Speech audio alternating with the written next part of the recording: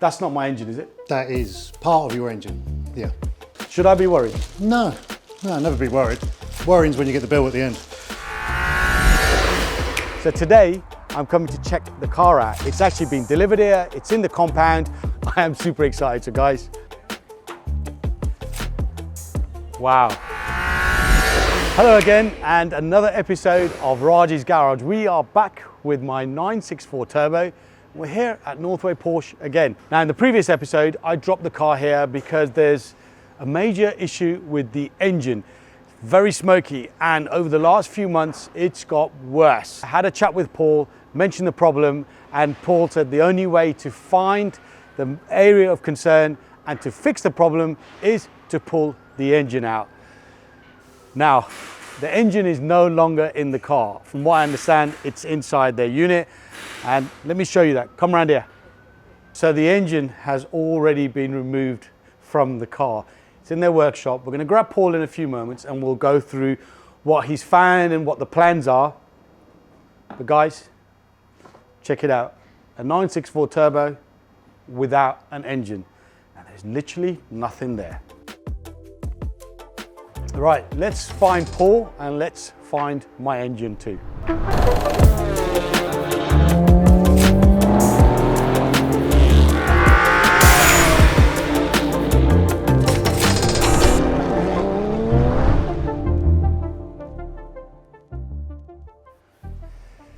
So, you all know Paul by now.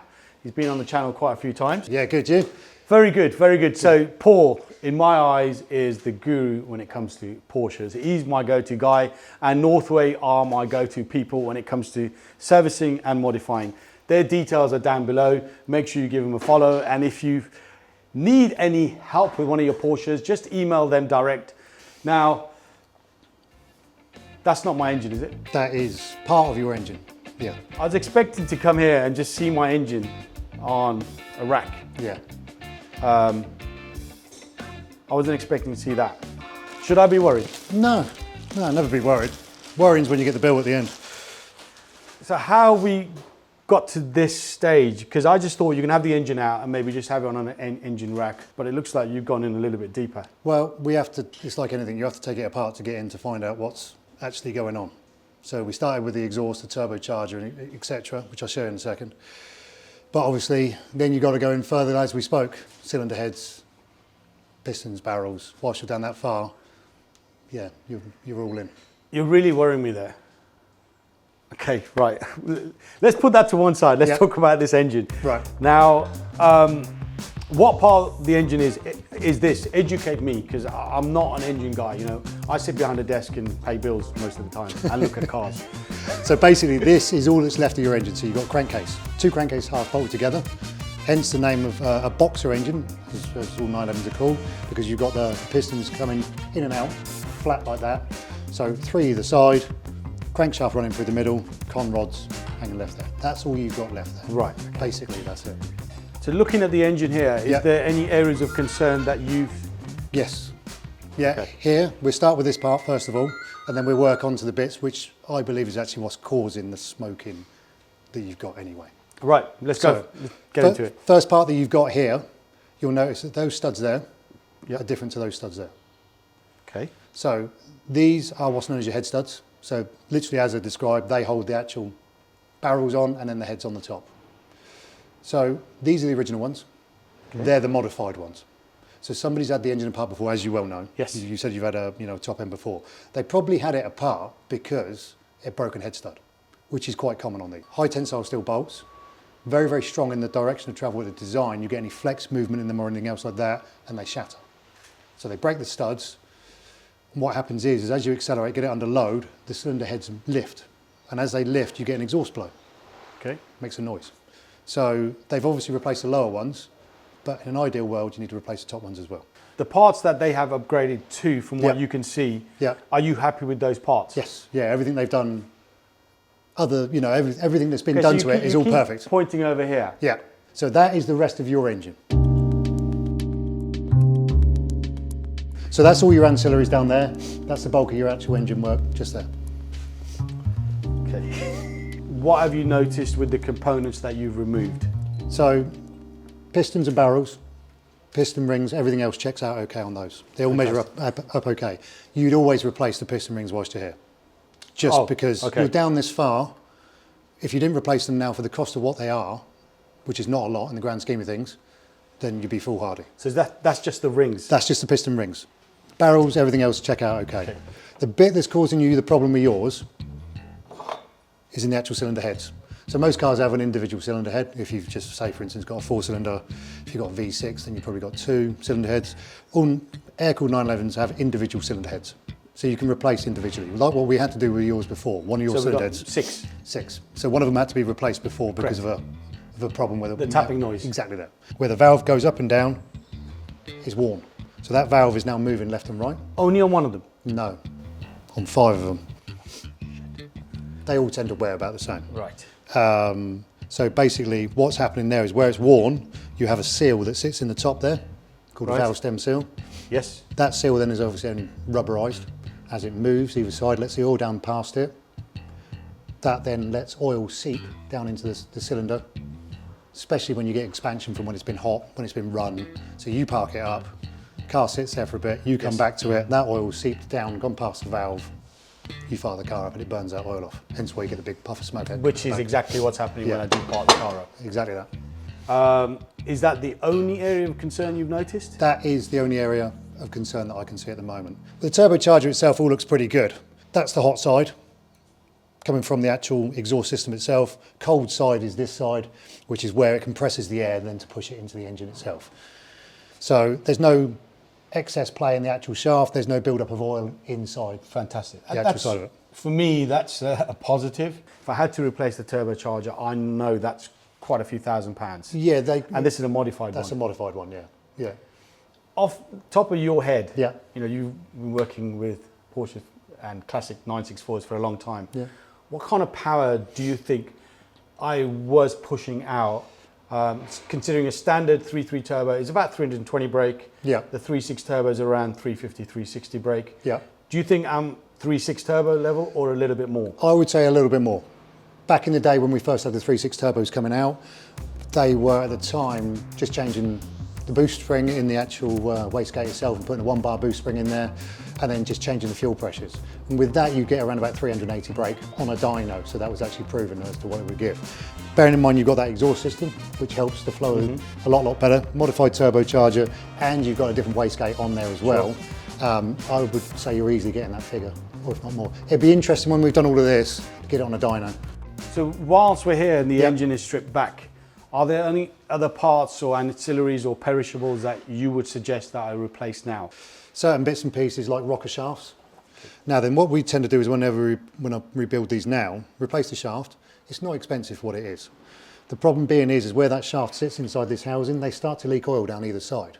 So then you start getting oil leaks from either side of the engine that could have been prevented by just putting that shaft in there. And then we put the little motorsport seals in there as well, which wasn't standard. Excellent. At the point in, when the car was first built. Sounds good. So you replace those whilst you're going through it. Just prolongs the life of everything as well, and it just hopefully stops those little niggly oil leaks that you get coming from them as well. So these are what is known as the intake stack. So there's your actual fuel injector there. Fuel rail goes on the top. Inlet manifold sits on the top of there. That section there, you can see where it's at on the... Oh, you can see it's worn. Yeah. Pretty bad. So that is basically like a Baker-like plastic. And over time, that's just perished around that area there. Is that just through heat and so on? Yeah, heat, age. Because otherwise all you're going to end up doing is getting an air leak around there. Engine's not going to run. And then engine out again? You could probably just about do it in situ, but it's not a nice job afterwards. So, yeah. But yeah, again, 6 of those. Okay, I knew it was going to be a mammoth task. I didn't expect to see the engine like this. No. For you, this is norm. This is what you do day in, day out. For me, it's like, wow, what's going on here?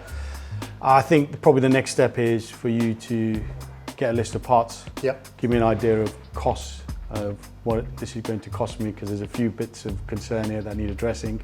Sending parts away, that's obviously going third party. There's a cost there involved. Yep. And then we'll go from there, and hopefully when you've ordered all those parts back in and the refurbished parts are back, yep, we can then come back and show the audience exactly where we're at, and then you can start building the engine back up.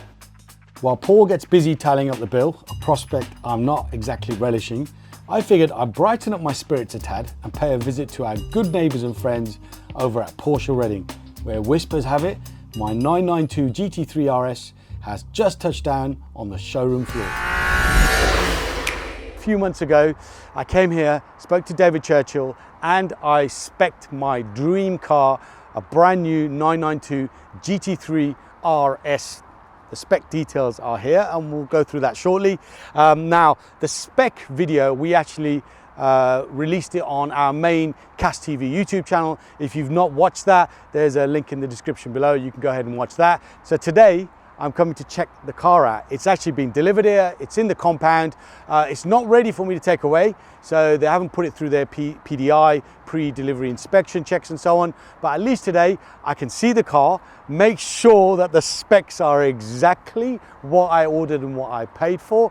And you guys will get to see the car too. So guys, let's get into it.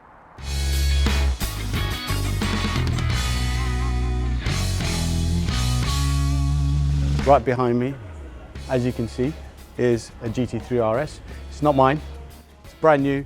I think about 100 miles, it's up for sale. I think the ticket price on that particular car is 350K. So if you are on the market for a brand new 992 GT3 RS or near enough brand new, give David Churchill at Porsche Reading a shout. His details are down below in the description, and I'm sure he can work you out a deal on that particular one. So I'm super excited. Last night I did have a good night's sleep, but I'm sure I was dreaming about Porsche and GT3 RSs. I am super excited. So guys, let's go. Wow. Wow.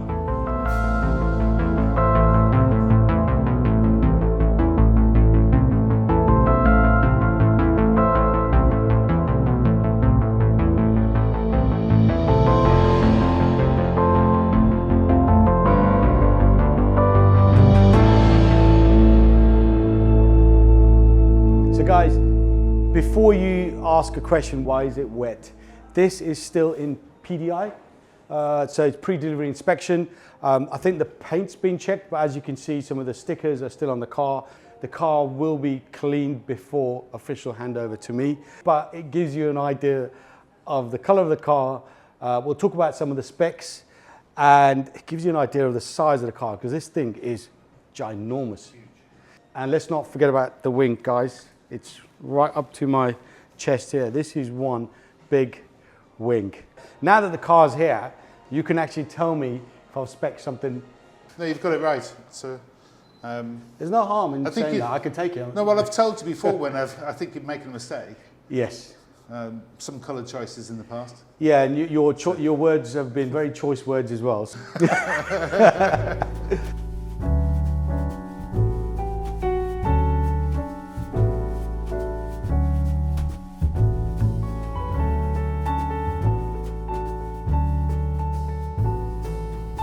So speccing the car on the configurator and seeing it even on a big screen, it looks a lot grayer on the screen. In real life, it's a little bit lighter, and I actually prefer this. It's darker than crayon, but it's not a gray, if you know what I mean. But yeah, perfect option. I am so glad I went for this color. This looks like a monster. It's menacing. Imagine this in your rear view mirror. The size of the wheels, 21s on the back, 20s on the front. The cutouts, I mean, just look at this. You've got a massive cutout there. That's me touching the inside of the tire. This cutout here, all the aero, which obviously travels down here. You've got the DRS spoiler, which adjusts here, and you've got obviously the mechanism here. What an insane looking machine. I'm blown away. I can't believe this is actually my car.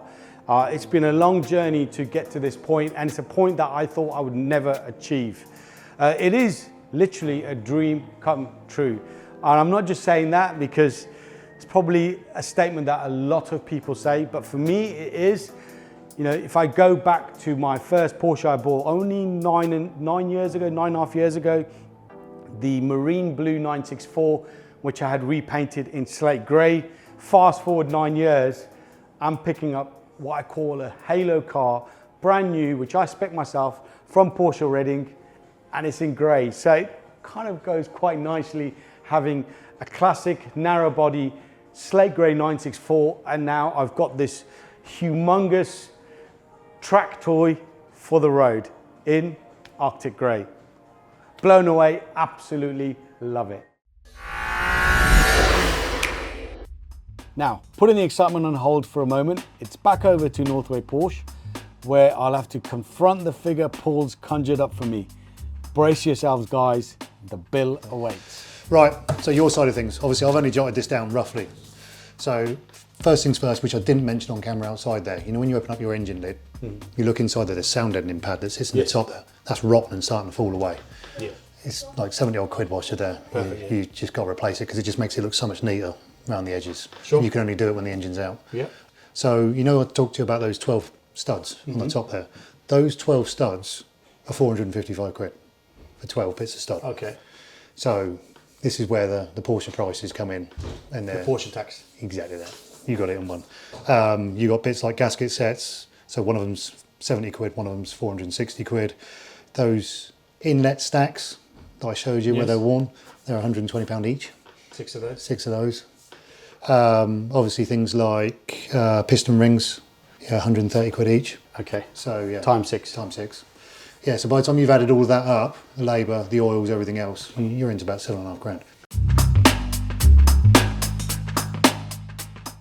At least this way, it's done properly. I've got the car back, I don't need to worry about it. And if I ever do come to sell the car, You've got all the invoices there. I've got all the invoices, it's done, it's on camera, it shows that we've done all the work. And that, as you know, adds a lot of value to the car. Yeah, it does. Yeah.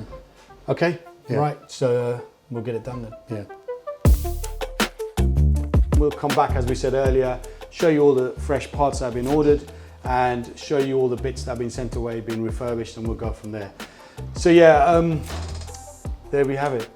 My 964 Turbo is slowly getting rebuilt, and I'll be back here maybe in 2 or 3 weeks to show you guys where we are at the next stage. So thanks for watching. Thanks to Paul for his time. Yep. As I said earlier, Northway's details are down below in the description. If you need any information, just drop them an email or a DM direct. I'll be back on another episode on Raj's Garage again. I don't know if it'll be the 964 we'll be talking about, but I'm sure there's other bits and pieces that need to be done to some of my other cars. So yeah, guys, you know what you need to do. Smash the like button, make sure you're subscribed to the channel. Any questions you have, drop them down below. If I can't answer them, I'll get Paul to answer them on my behalf. And I will see you on another episode on Raj's Garage, probably in a couple of weeks. Thanks for watching.